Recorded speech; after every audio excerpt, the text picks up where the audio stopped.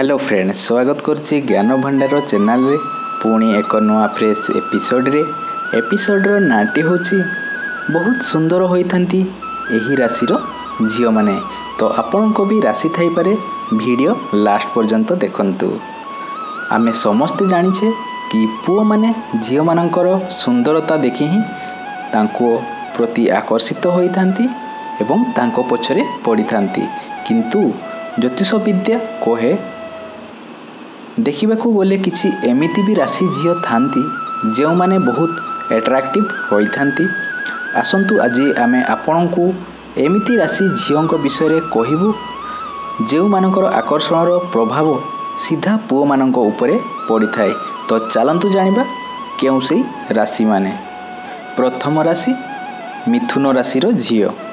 एही राशिर झियोंक तुलना अपसरा मानक संगरे करा जाई थाए। मिथुन राशिर झियोंक पाखरे भी आकर्षण आउ सुंदरता भरी रही थाए। एमानंकु जादूगर बोली भी मानती कि पुओ एमानंक पाखरु बंचिबा कष्ट होई थाए। एमानंक मध्य अधिक दिन सुंदर देखा जिबार क्षमता मध्य रही थाए। वृष राशिर झियो।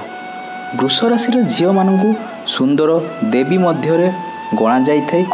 एही राशिर कन्या मानंकर पुओ मानंक उपरे निजर अधिपत्य जमाइबार क्षमता मध्य रही थाए। बिछा राशिर झियो। बिछा राशिर झियो मानंकर सुंदरतार शक्ति एते थाए जे कौनसी पुओ को निज जालरे पकई पारंती।